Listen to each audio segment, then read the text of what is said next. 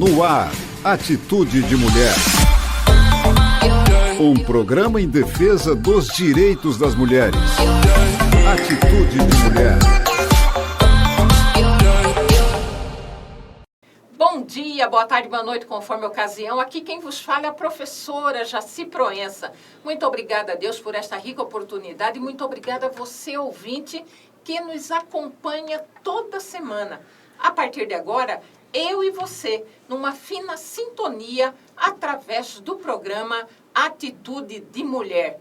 Em falando de atitude, eu estou aqui exatamente com uma mulher de atitude, uma mulher belíssima, que tem um talento também que quando ela abre a boca para cantar, olha, o coração da gente transborda de emoção. E essa pessoa que eu vou apresentar para vocês, não vai pensar que eu vou falar agora na abertura, não. Eu sempre deixo aquele ponto de interrogação para fazer aquele suspense, viu? Então eu vou para um breve intervalo. Não saia daí que eu volto logo, logo. O programa Atitude de Mulher faz um rápido intervalo e volta já já. Tudo que eu queria era um super escudo indestrutível. Uma capa para me tornar invisível. Velocidade ultrassônica para correr. Poder de telepatia para pedir ajuda em silêncio. Ou, pelo menos, um coração de ferro. Abuso sexual não é fantasia, nem brincadeira.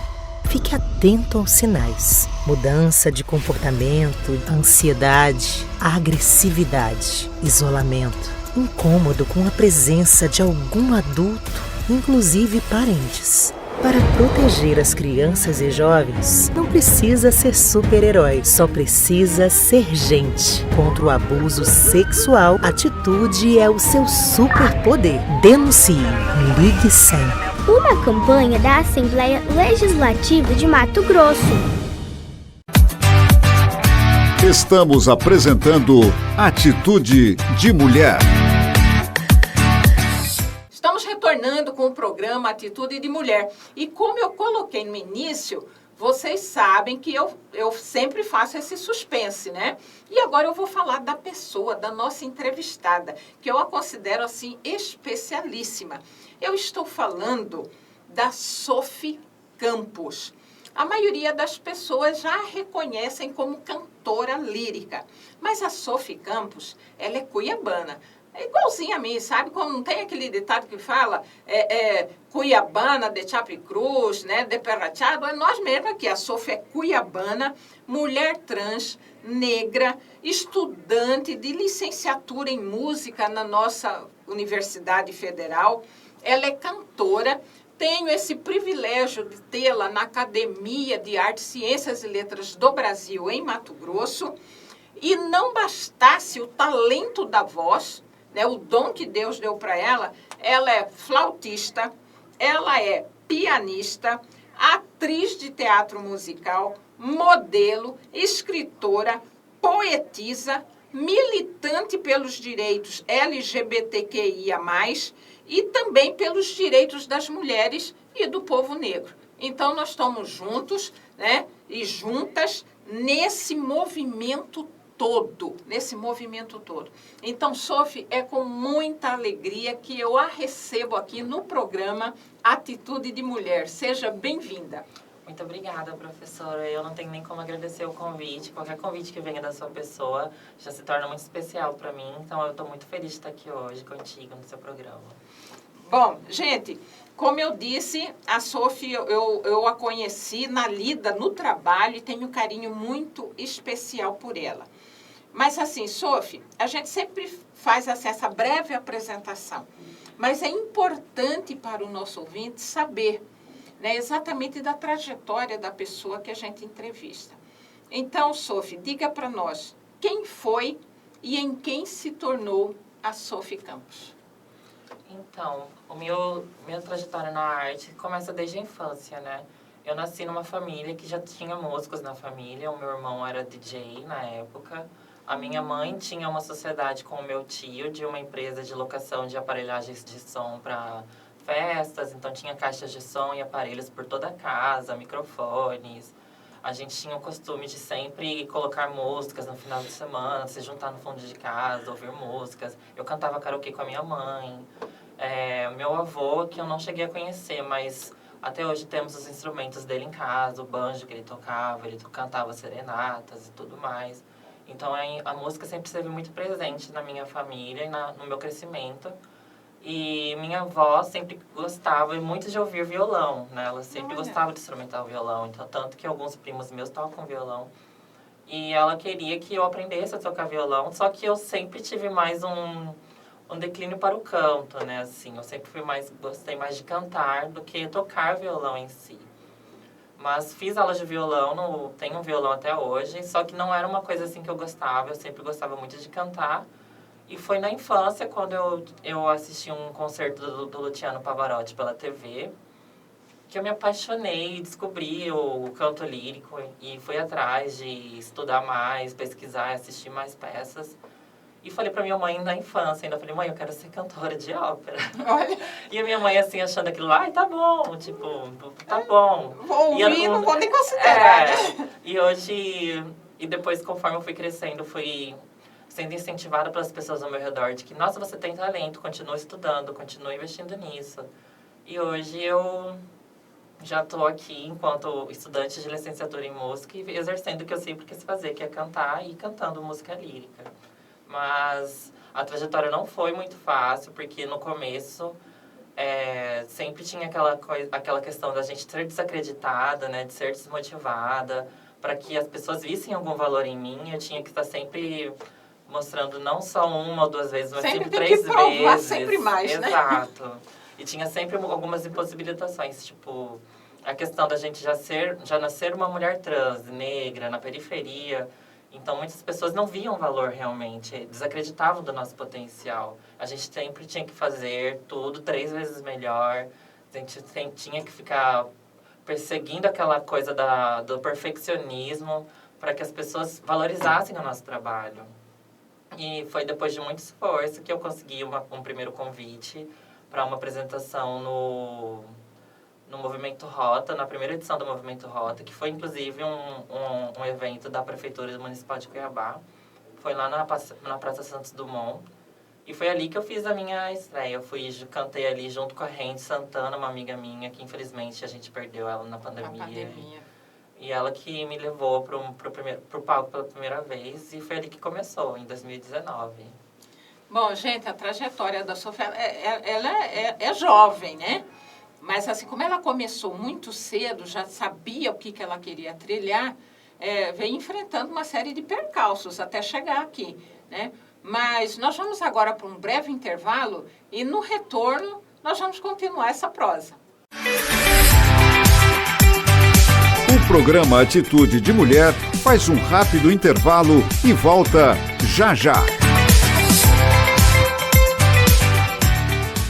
Pode chamar de crush, contatinho, mozão, amizade colorida ou de alma gêmea. Pode chamar de ficante comfort, fixo ou até ficante premium. Pode chamar de coração ou lovezão, de namorado e esposa. Você pode chamar do jeito que quiser, mas na hora do amor tem que ser com respeito e proteção. Use camisinha e informe-se em Unidade Básica de Saúde sobre a PrEP, a PEP e a testagem. HIV tem prevenção e tem tratamento. Só não vale discriminar. Ministério da Saúde, Brasil, União e Reconstrução. Estamos apresentando Atitude de Mulher. Estamos retornando com o programa Atitude de Mulher e aqui entrevistando a Sophie Campos, que eu não canso de dizer que tem um talento imensurável. E a cada dia ela vem buscando esse aperfeiçoamento e começou de um modo bastante tímido, buscando as oportunidades, até que surgiu uma primeira vez na Praça Santos Dumont. Sophie, como que foi você, como que chegou esse convite para você estar ali? Porque as coisas não caem assim, né, de uma hora para outra, teve todo um procedimento. Mas como que foi? Quem que fez esse convite para você? Na época eu era muito amiga da Rende Santana, que também já era uma cantora conhecidíssima no cenário cuiabano. E ela acreditava muito no meu potencial, acreditava muito no meu talento. e gostaria que eu fosse participar desse movimento Rota, não com ela, mas com uma participação solo minha, porque ela também faria um show lá naquele evento. E a gente teve a coincidência de eu estar na casa de uma amiga minha e o produtor deste evento era o vizinho dela. Então, ali naquelas visitas na casa dessa minha amiga, ele foi ouvindo a gente cantando e tudo mais, e chegou esse convite do próprio produtor para mim. E seriam 30 minutos até então nesse evento. Então, na época, eu tinha um amigo meu que era violonista, eu chamei ele, a gente fez umas versões acústicas e outras eu coloquei em um playback. E fui pra praça com a minha família toda. Fui meu pai, a minha mãe, a minha avó, minha sobrinha. Chamei uma tia minha, ela levou a minha prima. Foi a família toda pra Praça Santos Dumont pra ver a minha primeira vez ao vivo. Deve ter sido uma emoção muito grande, Foi, né? eu tava muito nervosa. Porque até então eu cantava em casa, cantava pros amigos, mas nunca assim pra uma plateia, numa praça, né? E era a minha primeira vez ao vivo, assim, cantando com essa questão de microfone e equipamento. Eu não sabia muito bem como lidar. Tendo um produtor e tudo, né? Exato. Aí eu falei, gente, eu não sei o que eu vou fazer. Aí eu também estava muito nervosa com a recepção do público, né? E aí eu falei, olha, vamos lá, vou fazer meu melhor. E eu já estava assim na minha cabeça que eu ia chegar com a proposta assim de fazer acontecer. Eu vou chegar ali, vou me apresentar enquanto Sophie e eu quero que as pessoas olhem para mim e se elas me julgarem ou não, eu só quero que elas me ouçam. E eu cheguei, me apresentei, como eu falei, a minha idade, na época eu era mais jovem ainda. Eu tinha uns 19 anos, mais ou menos. E eu apresentei o moço do violão que tocava comigo e comecei a cantar. E ao mesmo tempo que que tinha essa música acontecendo, tinha outros artistas pela praça pintando quadros, né? Era um festival de movimento onde tinha hip hop, skate, pintura de quadro e música. Então eram várias coisas acontecendo. E eu notei que quando eu comecei a cantar, as pessoas que paravam assim, que estavam andando pela praça, paravam para olhar para o palco, para ver de onde estava vindo. E foram se aproximando, e foi chegando mais gente. Aí foi uma música, foi 2 músicas, foi 3 músicas. E o pessoal estava chegando mais. E acabou que foi os 30 minutos e o pessoal ainda queria mais. Ficaram pedindo bis. Aí eu lembro que eu encerrei cantando esse bis, uma música dedicada à minha mãe, que ela gostava muito. Que foi Sonhos de Peninha, né? Que ela sempre gostava muito dessa música. E ela se emocionou bastante. E aí foi maravilhoso, sabe? Eu saí dali recebendo muitos elogios do público que estava ali, muitas parabenizações. Até o pessoal que estava pintando falou, olha, eu estava sem até ideia do que pintar, mas quando você começou a cantar, deu inspiração. A criatividade, eu comecei a pintar ali como se não tivesse nada me impedindo. E eu fiquei tão feliz dessa recepção, sabe? Que eu falei, é isso que vai me motivar a continuar fazendo isso. Quer dizer, foi uma resposta bem diferente daquilo que você já estava habituada, né, Exatamente. Sophie? Muito positiva, né? Isso, eu não estava esperando que fosse tão positiva assim. Bom, gente, eu vou compartilhar aqui como que eu descobri Sophie. Trabalhando ali na secretaria, né, depois de um período afastada, né, por problemas de saúde, eu retornei e fui para a Secretaria de Cultura. E conversando ali na secretaria, eu me identifiquei bastante com ela, tínhamos algumas afinidades, pensamentos em termos de trabalho, e a gente ficou bastante próxima. Mas eu não sabia do talento, porque ela é muito tímida, por sinal. Aí depois um outro colega de trabalho falou, a senhora não sabe com quem a senhora está falando, essa menina canta demais e tal. Aí eu falei, é verdade, canta aí. Ela resistindo, tal, até que ela deu uma, como se diz, aquela palhinha. Eu falei, não é possível, tanto talento assim escondido. E foi aí nesse processo da constituição da Silbras em Mato Grosso, que convidamos a Sophie, né, para integrar essa organização literária. A posse foi na Câmara Municipal de Cuiabá. E lá a gente, né, criou esse espaço para a Sophie cantar ali para todos nós, né, para todas as pessoas ali. Olha, foi um negócio maravilhoso, emocionante. Muita gente se surpreendeu com esse dom, com esse talento da Sophie. E foi um momento também importante, né, Sophie? Aquele ali na Câmara de Cuiabá foi transmitido, né, ao vivo, nacionalmente, inclusive. Algumas pessoas acompanharam de Recife, do Rio de Janeiro acompanharam, de São Paulo, de Brasília, acompanhou aquele momento ali. Foi muito lindo, por sinal. Foi ótimo, foi maravilhoso. Foi um momento assim que eu não esqueço. Até hoje eu tenho lá o meu certificado, a minha medalha, com muito orgulho. Foi a primeira instituição que você participa, assim, da área artística? Sim, sim. Enquanto tomar posse de uma cadeira numa academia, sim, foi a primeira. Primeira, né? Aham. Bom, Sophie, você é uma mulher trans assumida, Sim. né? Sempre se colocou assim. Passou a se entender como tal. Como que foi esse processo de você se perceber, de se aceitar, ser aceita pela família e se colocar para o mundo? Uhum. Olha, eu sou o que sou. Bom, começou na infância. Eu nasci numa família religiosa, mas não muito praticante. Então, tínhamos aquelas cobranças de ir à igreja ao domingo, mas só se você quisesse. Não tinha assim, você tem que ir. A imposição, né? Exatamente. A minha avó sempre foi uma religiosa praticante. Ela todo domingo ia à igreja, sempre teve a imagem de santo dela no quarto dela, andava com a cruz no pescoço. Já meus pais eram mais não praticantes e não cobravam nada de mim. Mas até então fui batizada na igreja católica assim que nasci. E então eu cresci, fiz a primeira Eucaristia, Crisma, estudei sempre em escolas salesianas.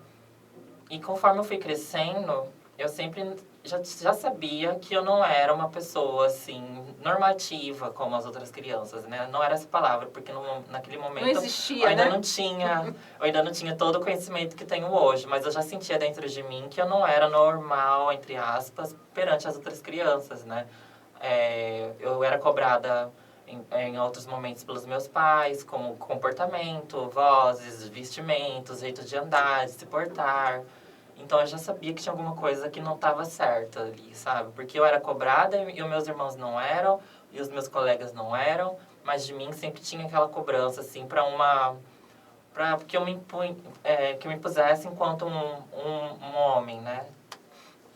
E eu já sabia que aquilo ali não ia mudar. E como eu cresci nesse meio religioso, sempre foi dito muito aquela questão do pecado e tudo mais. Então, eu já jovem, eu já tinha noção de que eu estava numa situação de pecado, sem entender muito bem o que era. Então, há vários momentos eu tinha que me fechar sozinha num cômodo e chorava porque eu não gostaria de ter nascido daquela forma, porque eu sabia que eu iria pro inferno, porque eu via muito disso, né? Alguns adultos falavam pra mim que se eu não mudasse, eu ia pro inferno.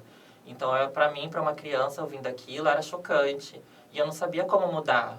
Então, eu só chorava, e escondida, porque eu sabia que se eu chorasse na frente dos meus pais ou da minha família, eles iam me julgar e eu ia ficar pior ainda. Então, era um momento de sofrimento sozinho meu. Sempre que eu ia pro banho ou ficava no quarto, eu ficava pensando nisso, falava, nossa, essa é a vida que eu vou ter, e chorava.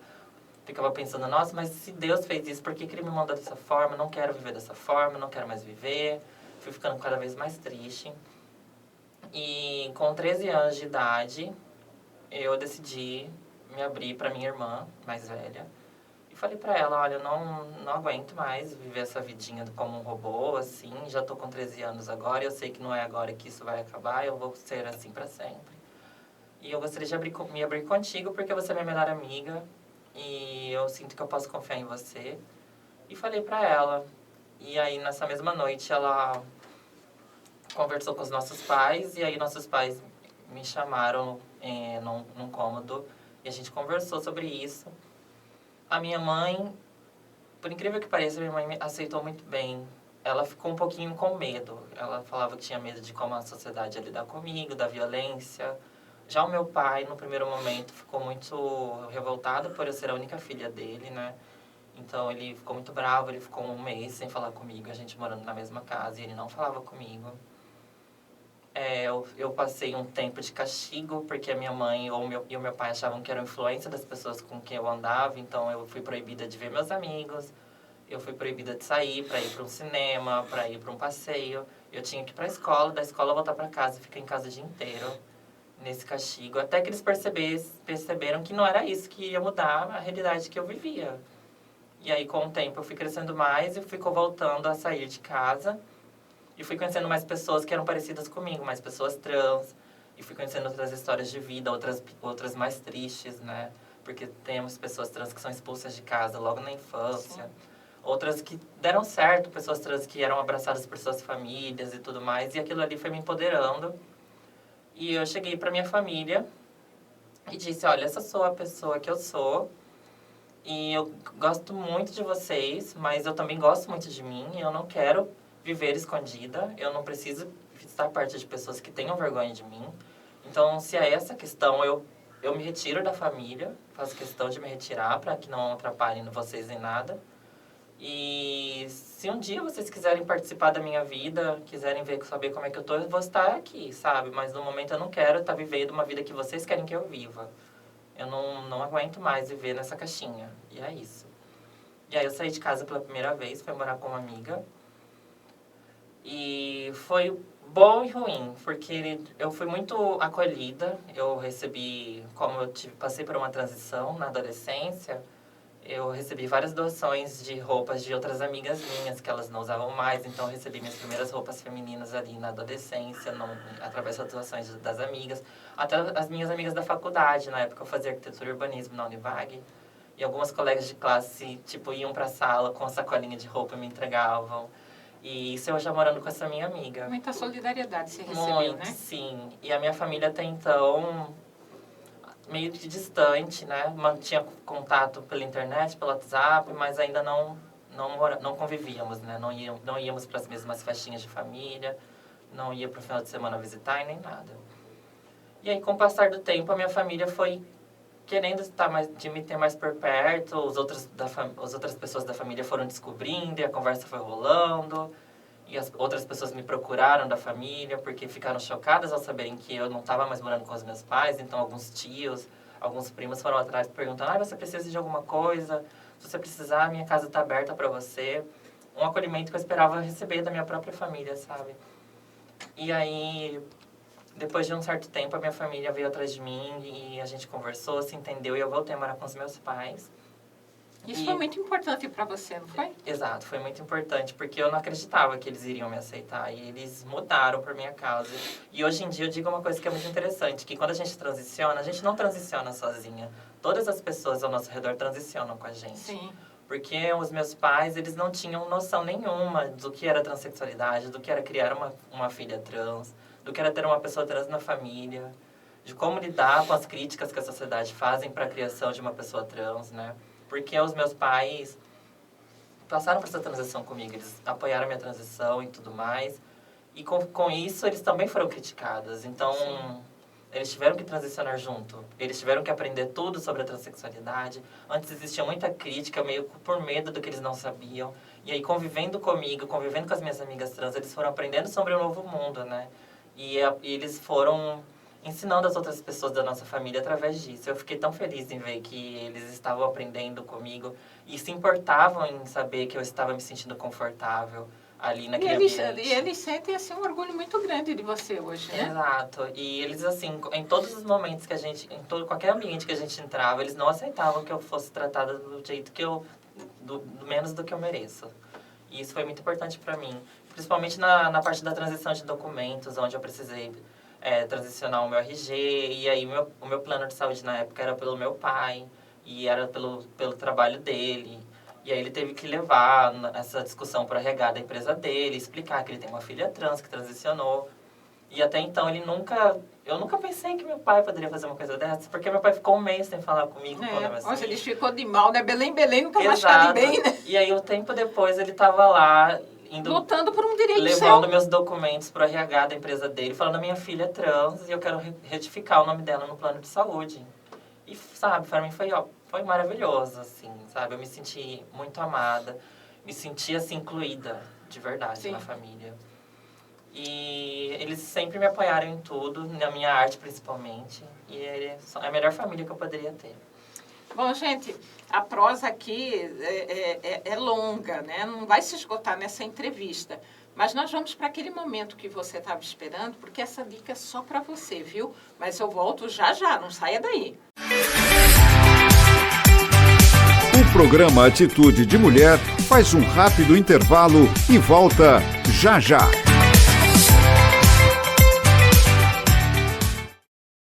Mulher em Sintonia. A nossa dica de hoje é a notícia da remoção de mais um entulho autoritário das leis brasileiras. A Comissão de Constituição e Justiça do Senado aprovou o projeto de lei que proíbe o uso da tese da legítima defesa da honra como argumento para absolvição de acusados de feminicídio. O texto exclui também do Código Penal os atenuantes e redutores de pena relacionados à forte emoção e à defesa de valor moral ou social nos crimes contra as mulheres e nos casos de violência doméstica e familiar. A chamada legítima defesa da honra se tornou popular a partir do julgamento em 1979 de Doca Street, que 3 anos antes havia assassinado sua namorada, Ângela Diniz, com 4 tiros na cabeça. A justiça, Doca alegou crime passional, apontou Ângela como uma pessoa promíscua e disse que agiu pela preservação de sua honra. A tese colou e ele foi condenado a apenas 2 anos de prisão cumpridos em liberdade. Essa é a dica de hoje. Mulher em Sintonia. Estamos apresentando Atitude de Mulher. Estamos retornando com o programa Atitude de Mulher, com essa entrevista, na verdade uma prosa gostosa, né, com a Sophie Campos. É uma artista, ela é é multi. Ela não só canta, mas ela escreve, ela é poetisa, ela é flautista. Sophie, como que se deu isso assim? Brotou tudo em você só? Tanta arte, tanto dom assim? Eu sinto, assim, que a arte é uma das únicas coisas que eu faço e faço muito bem. Porque é uma coisa, assim, que sempre esteve presente na minha vida e é uma coisa muito confortável para mim de se fazer. Então, para mim, não é nem um trabalho fazer arte, né? É prazer, é um né? prazer, exatamente. Mas, assim, estudou cada uma dessas questões aí, cada setor da arte, como que foi? A questão da escrita surge já na adolescência também, onde eu lia bastante. Eu sempre fui uma pessoa que gostava de ler, até hoje tenho meus livros, meus PDFs pelo celular, sempre estou lendo alguma coisa. E pelas questões da vivência e tudo mais, eu gostava muito de escrever poemas, no meu notebook e tudo mais, postava nas minhas redes sociais. Inclusive, uma vez consegui participar de um concurso online de slam, onde eu venci, minha obra foi postada na página, na época era no Facebook.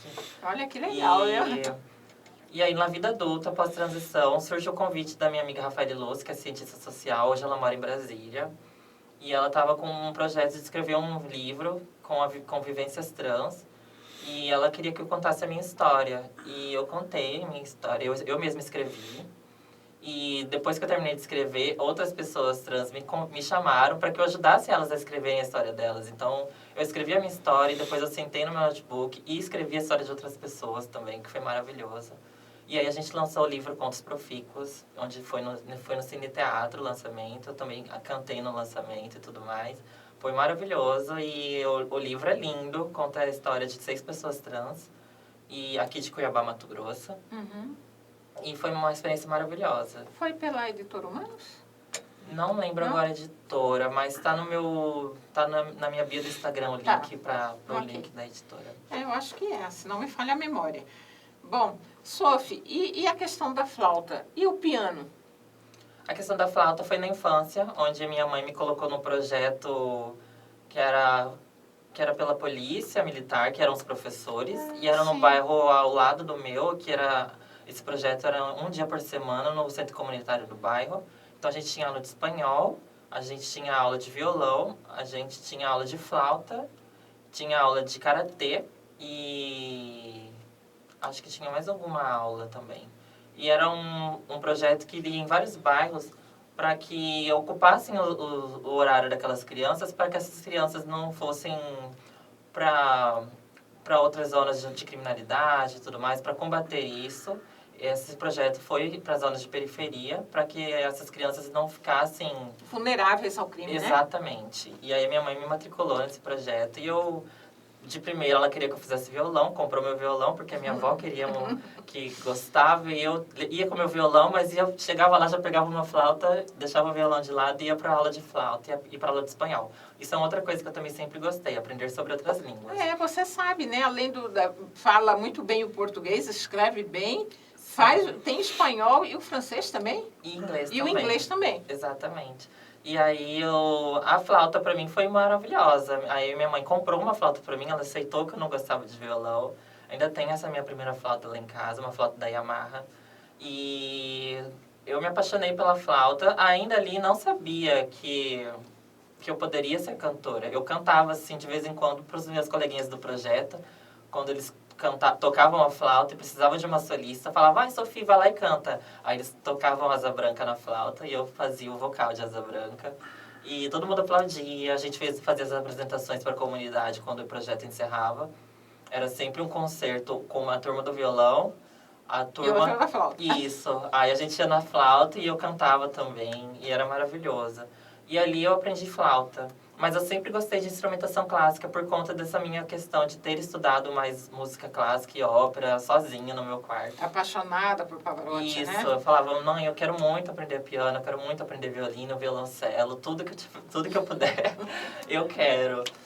E aí ela me matriculou na aula de piano, no Estúdio Volume, e eu fiz as aulas de piano, e agora eu continuo os estudos de piano na universidade. A minha neta também está lá. Ela é maravilhosa. Uma xará sua, a Sofia Valentina, está lá. De 9 aninhos, vai completar 2 anos agora. Mas, Sofia, assim, o seu processo é encantador, é inspirador. Né? Eu digo assim, eu sempre agradeço a Deus pelas oportunidades, né, que Ele me dá, porque Ele coloca assim, pessoas muito especiais. Aqui no programa Atitude de Mulher, eu tenho tido esse privilégio, né, de ter trazido aqui exatamente para entrevistar, né, mulheres que algumas dizem que eu inspirei, outras me inspiram, embora a pouca idade, né, a exemplo seu, a exemplo da Lene, que são jovens, mulheres que têm atitude e vencem as barreiras que a vida coloca. Então, eu tenho tido esse privilégio aqui, né? E você é uma pessoa que inspira muito, né? Inspira positivamente as demais pessoas, né? E para mim foi um prazer muito grande ter trabalhado, né, com você ali na Secretaria de Cultura. Eu espero ter outras oportunidades de estarmos juntas. Eu também espero. Né? Inclusive, comentei aqui no nosso intervalo que tem um projeto aí que eu quero muito viabilizar isso, que é o projeto Elas em Cantos Diversos, né? Onde está contemplada ali você, né? Eu falo Sofia, é Sofia, né? É Sofia. É Sofia. Sofia Campos, né? A Deise Agna, a Josi Crispim, a Lene Nobre, a Vera Capilé. Então, são mulheres assim inspiradoras, cada uma no seu tempo, mas ainda nesse pleno exercício, né, da sua cidadania, do seu talento, do seu dom. Então, eu quero aqui, do fundo do coração, agradecer esta oportunidade que você está me dando de entrevistá-la, né, e oportunizar os ouvintes, os nossos ouvintes, a te conhecer um pouco melhor. Eu agradeço demais, de coração, também pelo convite. Para mim foi maravilhoso estar aqui hoje. Muito obrigada. E num outro momento eu vou convidá-la para retornar aqui para falar dos seus projetos. Com certeza. Bom, gente, encerramos a nossa entrevista e eu quero desejar tudo de bom, sabe? Chuva de bênçãos na sua vida. Um beijo no seu coração. Termina aqui Atitude de Mulher. Um programa em defesa dos direitos das mulheres. Um abraço a você e até o nosso próximo encontro.